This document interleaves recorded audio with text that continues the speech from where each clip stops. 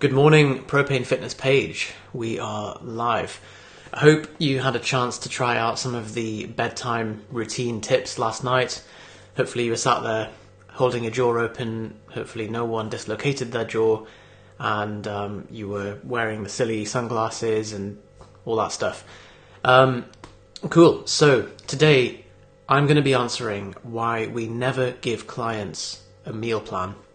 This is one of the weekly calls that we do on a Sunday at 10 a.m. to the VIP Team Propane client group. I just decided to give this to you guys live because it's a common question that we get, and also just kind of as a teaser to see what else you can get with Team Propane. So if you are interested, post on the comments below and we'll get in touch. This is just part of the huge service that you'll get with Strength Mastery and Fat Loss Mastery as part of the accountability coaching, technique analysis, weekly nutrition reviews, all of that good stuff. So yeah, without further ado, this is why we don't give clients a meal plan. So onto the slides. This is quite a common thing that we get, especially when someone signs up with us. I'm going to start with a story about egg and chips. So we used to know a guy who came to the UK, didn't speak any English, and was staying in a hotel. And he was asking us, what do I say to the waiters? Like, I want to have a meal in the morning. And so we said, okay, say egg and chips. So every day, he'd wake up in the morning, go to the waiters and say, egg and chips. And they'd give him egg and chips. And after about 2 weeks, he came back to us and he was like, look guys, I am sick of egg and chips every day. Can you tell me something else? So we were like, okay, say steak and chips. So he came in the next day, steak and chips. The waiter asked him, okay, do you want medium, rare, or well done? And he was like, egg and chips.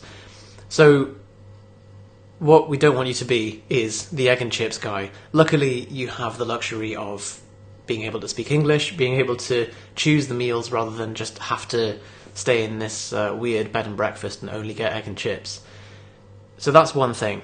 This is the primary reason why we don't give a meal plan. But there are reasons why and why not. So the pros of a meal plan. First of all, it's great for a quick start. Sometimes when someone starts a new program and they're seeing a bunch of information overload, it just seems like a bit intimidating.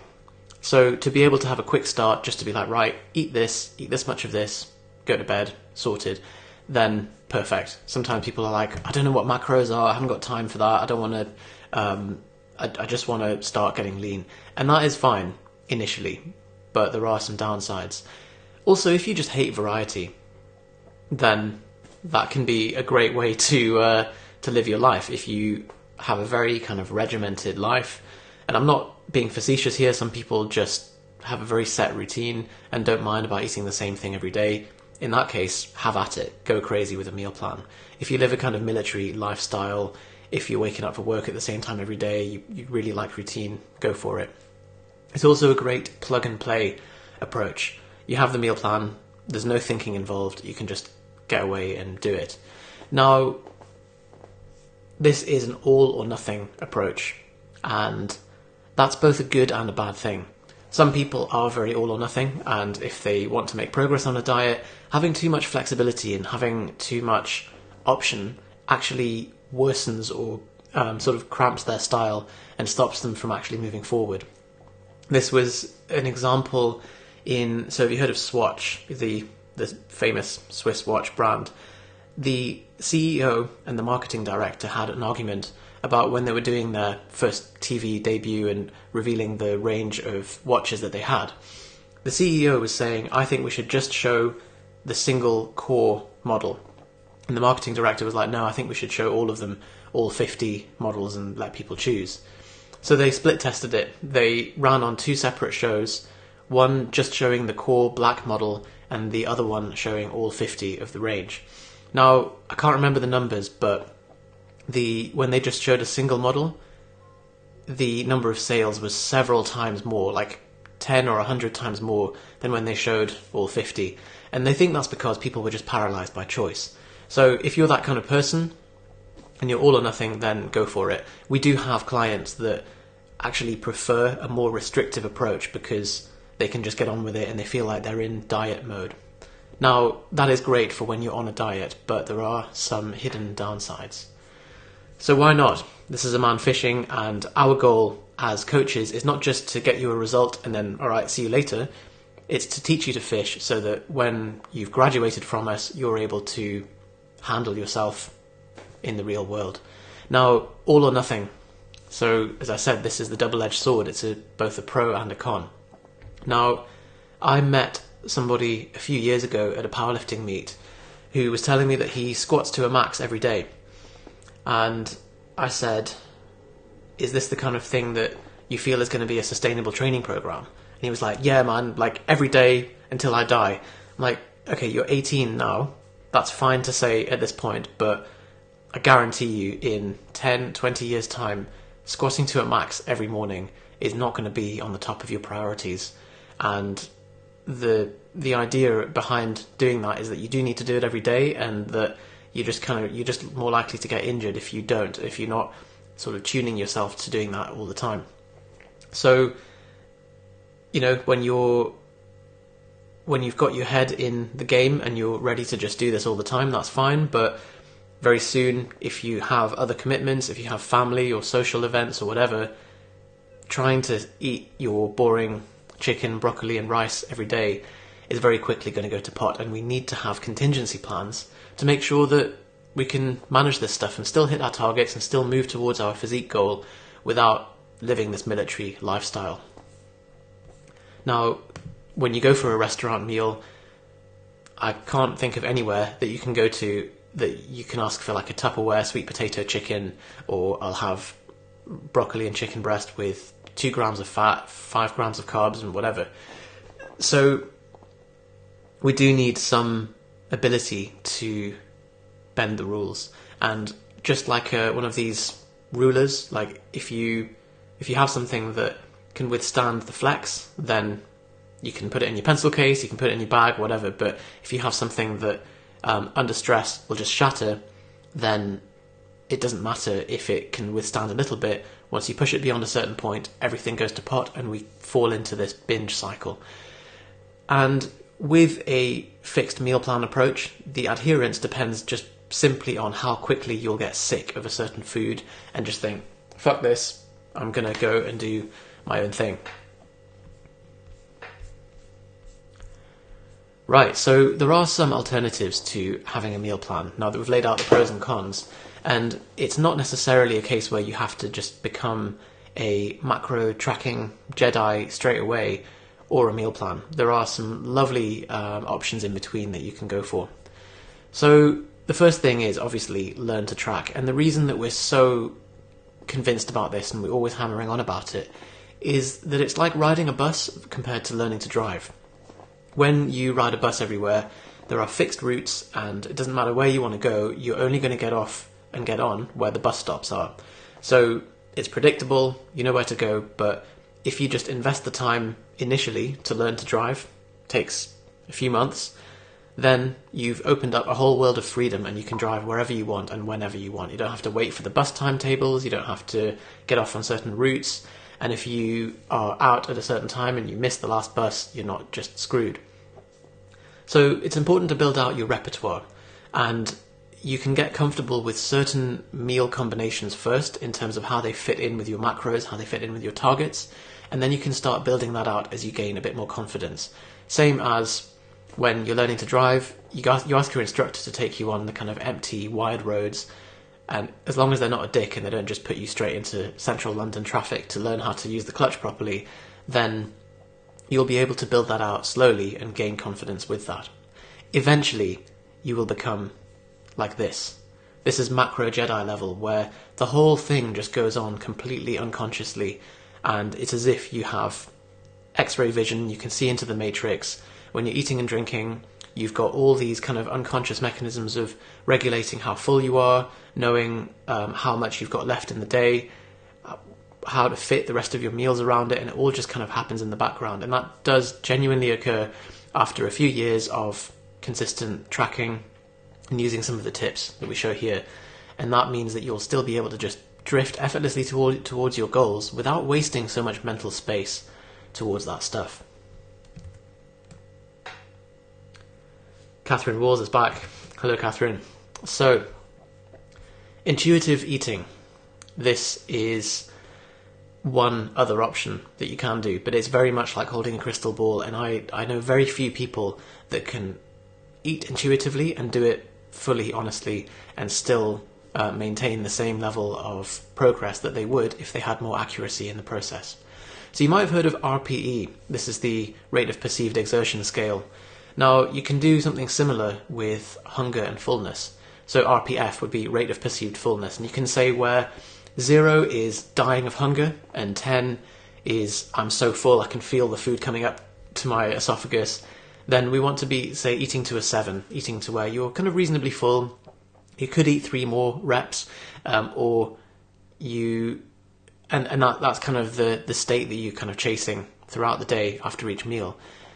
That works for some people, but the problem there is that it's possible to eat a KFC bargain bucket and feel like you've eaten up to a 7, compared to eating a bunch of broccoli or a bunch of cauliflower and also eating up to a 7. So food choices and calorie density and food volume make a big difference there. So it's not an approach that we would recommend that you do unless you're eating the same kinds of foods each day and you're regulating by how full you are at that point. However, if you're doing that, then you may as well be following a meal plan, because if you're eating the same kinds of foods every day in the same kinds of volumes, then it's only one extra step to control the portions of that and then adjust that on a weekly basis. So is this all making sense so far, guys? Hopefully the idea now is making sense that by learning to track once and for all, you've invested in that process, and then you've opened up a world of freedom rather than having to ride certain bus journeys and certain bus routes all the time. Okay, next we have the 2-1 day planning method. So this is one of the many of the 5 tips in the macro tracking maximizer book that I'll give you the link for at the end of this. So the 2-1 day planning method, this is simply that we have 2 meals for function and 1 meal for fun throughout the day. Meal 1, function. So let's say you're hitting 40% of your calories and your protein intake, you're ticking all of your nutritional boxes, hitting all your bases rather, so you've got 2 servings of fruit, 15 grams of fibre, and a litre of water, for example. That means that you've at least covered some of your bases, you've already hit some of your vitamin and mineral intake for the day. Next meal, same thing, similar approach, maybe half a litre or another litre of water, so that'll be your lunch, for example. And then the third meal would be the fun meal. How fun is that? So you want to fill the remaining calories for the day, ensuring that you still have 20% of your daily protein. And this means that you can then be a little bit more flexible with that third meal. It doesn't have to be meal 3. It could be that your lunchtime is the most social meal of the day, and that's where you go out for work for lunch with workmates and you can't control that meal. Fine. So in that case, just have meals 1 and 3 as the ones for function, and meal 2 is where you're a bit more flexible. Mostly, with most people, the third meal of the day, or their supper or whatever, is not their final supper, hopefully, is the kind of thing that you would have more flexibly. That's when you may be eating with your partner or out with friends and so on. So the macro tracking maximizer, you can see this tip and the other 4 in much more detail on this address, and I'll post it in the comments in a second. In fact, if you want to get it right away, go to propanefitness.com and you'll see the big red banner, and you can just fill in your email address there and we'll deliver that to you. Catherine says, eating the same food every day can be boring, as you know, but I like your mindset. Yeah, so it can certainly be boring, and it does just depend on what your tolerance for boredom is, really. So the next thing is automating your diet, and I'm a big fan of this one. So what we can do is set fixed order intervals for certain types of food that you're getting in the supermarket. And the way that I like to split this is perishable and non-perishable food. So the perishables are the stuff that you would put in your fridge. Meat, fruit, vegetables, dairy, bread, and pastries. That kind of thing that you can only have for a week or 2 weeks before it starts to go off. Non-perishables, on the other hand, would be things like tinned beans or rice or chocolate raisins. So something like that, where you can order them in a larger amount and usually take advantage of bulk discounts and get them over much further apart intervals. That means that you can then set, and if you use online grocery shopping, a lot of them now offer automatic orders of the same kind of basket of food at a certain interval. So let's say you know that you're in every day on a Monday at 7 a.m, then you can just set that to run automatically, and that will buy all of your perishables. With the non-perishables, you can just order them in bulk, and if you're getting a 20-kilo bag of rice, for example, it's going to be much cheaper than buying 20 1-kilo bags of rice.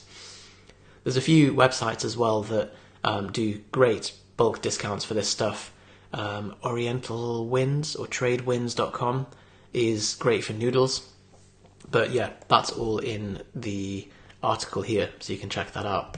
The other approach that you can do if you want to really combine your cardio with your grocery shop is use it as a chance to go for a morning walk. Order for local collect, and then walk over to the supermarket in the morning. You can do it fasted after a coffee, listen to a podcast, listen to an audiobook, and use that as a chance to really settle into your morning. And then you've got a lovely farmer's carry on the way back, which you might be hating yourself for if you're carrying loads of milk or something. Gemma's just sent us a heart. Right back at you, Gemma. So, the other thing you can do, 10 rotating meal plans or more. So having some kind of cookbook, perhaps the much maligned Joe Wicks Lean and 15. The reason that we often have a go at that is because those kind of books often don't account for calories, which really is the most important part of any diet success. So, besides managing your hunger. So if you do have a recipe book, it doesn't have to even be a kind of health-styled recipe book, whatever it is. Just play with the inputs, enter them into MyFitnessPal, save it as a custom meal, and then that will allow you to be able to tweak the inputs and make sure that that hits your goals if you were to eat that combined with 3 other meals throughout that day. That way you can then build a huge bunch of meals. Let's say you've got 20 that you rotate from, and that's kind of like a switch and... what's it called? Plug and switch meal plan for the day, where you can choose from a repertoire each day rather than having to have the same thing. And Jonny and I have both done the meal plan thing before, and honestly, by day 3 or day 4, you're like, bloody hell, I don't know how long I can do this for.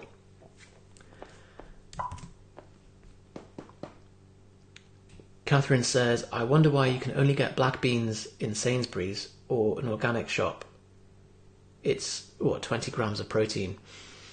Yeah, depending on, if you're getting lentils or beans or whatever, then if you can fit that along with the protein source as well, just to make sure that you're bumping up those numbers. If you were to get, this is the issue with vegan and vegetarian diets as well, where to hit your protein target without going way over on your carbs is often quite tough, and it's something we need to consider. So often supplementing with a protein powder, or even using some of the protein recipes that you can that are rife online now. Proteinpow.com is great for that. Those things will really help to boost your intake. You can also go for, obviously, protein bars. I just bought a bunch of these. As you may have seen from the Instagram story, I wasn't super impressed. Like, they're fine, but a bit expensive for what they're worth. I would rather just go for the protein powder and just drink down the shake, or make some fluff with it, which is whipped up with some frozen berries, turns into a nice mousse, very filling. Or you can make a protein oat cake as well. Simply microwave whey and oats, or put it in the oven, and it does rise into this nice kind of protein cake. You can add some baking soda or baking powder as well, and it will rise. You can tell I'm an expert chef, can't you? Rob Joyce says soy protein isolate helps. Yeah, for sure. And soy is quite a nice tasting form of protein compared to like hemp and pea and stuff like that. There were some concerns about soy being estrogenic for muscle building and not being the best source. Looking into this, I'm not convinced that it's too much of a problem. I personally just use whey because I'm not vegetarian or vegan, but in the doses that humans are having soy protein, it's probably not a problem with growing man boobs. So examine.com have got some interesting information on there too, so you can check that out. Right, so other alternatives for meal prepping. So far we've been talking about the pros and the cons of having a meal plan, having it all planned out for you, why you should really invest the time into learning to track your macros, and also some alternatives that are kind of a halfway house between doing a full, strict, military-style meal plan and being a complete YOLO. So what we can do is use micro bags, and this allows you to kind of prepare meals very quickly. I've used these for a while and they're great. So you can buy microwave steam bags anywhere online or in supermarkets, and what you can do is put in some chicken, some seasoning, some kind of sachet of sauce, and some veg, and then seal it up, put it in the microwave with a bit of water. There we go. Steams it, keeps it really nice and tender, very quick to prepare. Like, there is no excuse for not being able to do that. Like, it takes very little time at all. And out of all people that I know, I think I've got the lowest threshold for, if something takes more than 3 minutes to make, I'll be like, I'm not going to do it. I'm going to make something easier. I'm going to have a bowl of cereal or whatever. If you don't have micro bags, you can go for the budget approach, which is a big bowl, bit of water, stuff in the bowl, and then cover it with a plate. Put it in for 10 minutes. Now, the reason I've got a picture of a donut there is because you want to be able to spread it out in the microwave. If you've ever put leftovers in and you pile it up like that, and you find that it's singed around the edge, really hot, and then in the middle it's freezing, that's just because of the way that the microwave hits the food. I couldn't tell you the science. So we just want to make a dent in the middle and spread it out like that so that it cooks evenly. And you can do the same thing when you're cooking a burger. This was one of these little life hacks where if you press a burger in the middle when you're frying one, then I realise I'm talking to vegetarians here as well, so this is all lost words, but press it down in the middle, and then as you fry it, it'll plump out and become even, rather than if you just put it in straight away and you end up with this kind of fat in the middle burger. Catherine says, I love cooking. Yeah, so if you're the kind of person that does love cooking, then obviously you can dedicate a bit more time to your meal prep and you don't have to go for the sort of botched version that I'm advising here. Right, so yeah, check out that article as well. I'll include the cheat sheet so you can find all these resources. It's just how to prepare any meal in under 60 seconds, and there's more tips for microwaving stuff. Peter was asking about specifically how to use a microwave more, and is there any harmful effect of doing so with meal prep? Not that I've seen. I think as long as you're not microwaving yourself, then a lot of it is just scaremongering about whether a microwave is going to denature the nutrients or any of this rubbish in your food. Rice cooker. So this is one that I'm a huge fan of just because it's a very set and forget kind of thing. And if you're in a diet as well and you want to really bulk out the food, make sure that you're getting more volume, then stews and soups are fantastic. And you can set most rice cookers onto a slow cooker setting and get that really nice stringy kind of shredded chicken or pork or whatever. And it's great for satiety. Throw in a bunch of potato, rosemary, whatever, excuse me, and job is a good one. Right. Catherine says lazy git. Yep, correct. So macro Tetris. This is one that, again, one of the tips in the MyFitnessPal or the macro tracking maximizer now. So check that out. Download it for the rest of them. But macro Tetris is basically when you've got to your final meal of the day and you've got a bunch of weird macros that you've got to hit. How often have you got to the end of the day and you're thinking, right, I've got to hit 42 grams of protein, 8 grams of carbs and 25 grams of fat. Like, how am I going to do this? The best way to do this is to find a few single macro foods that you can just have in your cupboard or your fridge at all times, and then you can use them to sort of Tetris your way to your targets for the day. An example would be, let's say your final meal is going to be seasoned chicken breast with couscous, vegetables and butter with a marinade, and then your dessert is yogurt, berries and honey. If you need to adjust the protein, carbs or fat, then you know that which parts of those inputs you can increase or decrease to make up those numbers. So as long as you can explain to your partner why you're weighing out wine gums at the end of the day, or having specifically 3 Haribo fried eggs, then you're sorted. Rice cookers are ace. What you can do, other stuff in yours, mine is just rice. I'm missing out. I need to buy a slow cooker. Yeah, slow cooker. I've been convinced by it now after just being able to, especially if you set it for like 8 hours and you go off to work in the morning, you can just throw everything in, and by the time you come back, you've got your meal prepared for you. Ideal. Right, so other approaches. Meal prep. This is for the people who are a bit more patient with this stuff and can just make a big meal in bulk, lay it out into Tupperwares, do it on a Sunday afternoon, and then you've got yourself sorted for the week. That way, again, you can make things to your preference. It's like you have got your driving license rather than have to take a certain bus route, and you can go for the 3-ingredient template with examples that's all explained in this article, propanefitness.com/meal prep. So yeah, check that out. Does save you a lot of hassle in the long run and is much cheaper than the ready meal option. If you are going to go for ready meals though, some recommendations. So Hayden asked what are the best places to get some ready meals from. I am a huge fan of ready meals, so I've kind of perused the market.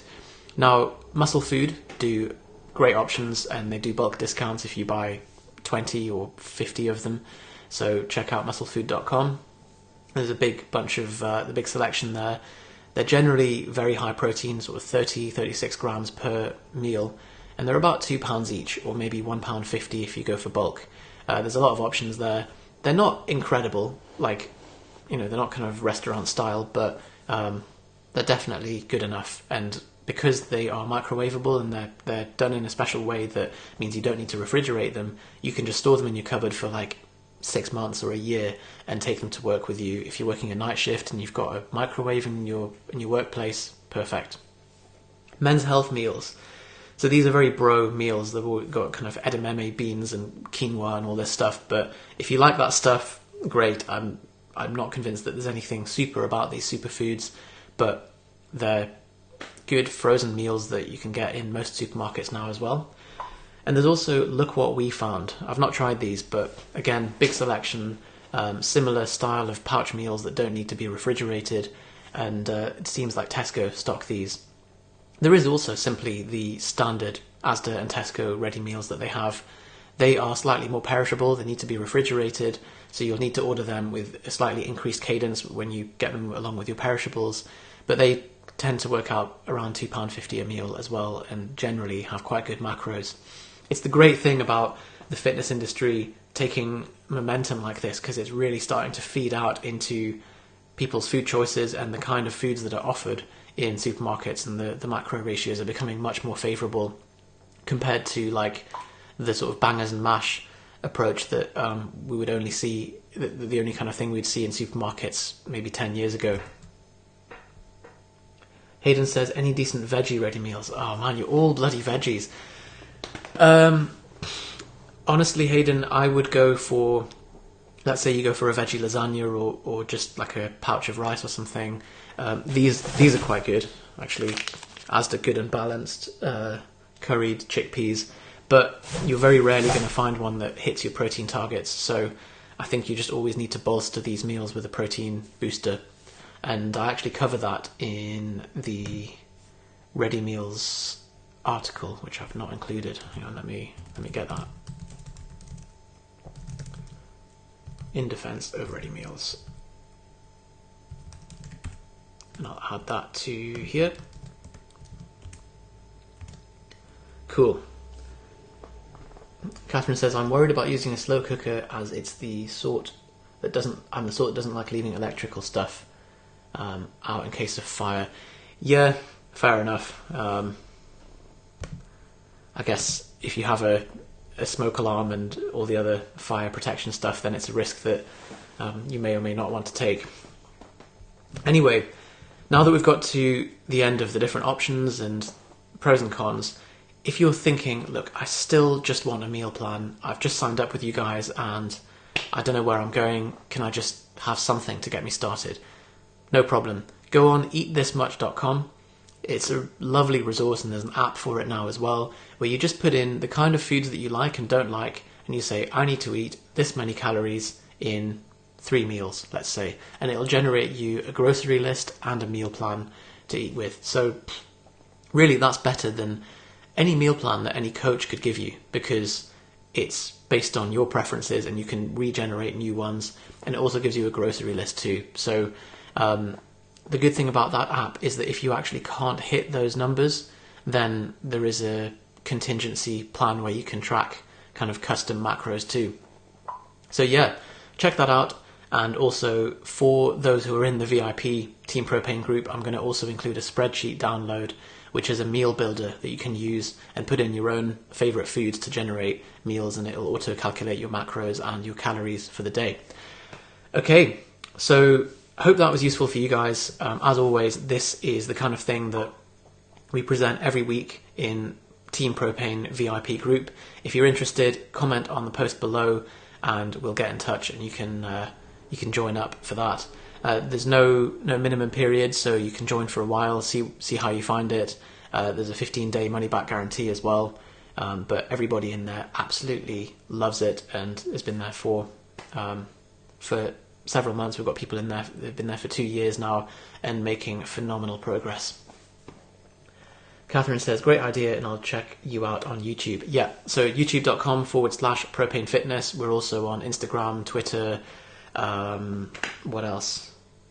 Like podcasts, website, any kind of outlet that you can think of. And also if you sign up for our email list, you'll get exclusive stuff that we don't share anywhere else. All right, so yeah, that is it for meal plan. I hope we have convinced you that when you say you want a meal plan, it's not always the nicest thing to end up with. It's one of these no, it's gone. One of these things where like your dad catches you smoking a cigarette and then makes you smoke the whole packet. It makes you realise very quickly that it maybe wasn't the best idea. Awesome. All right, guys, I will speak to you soon.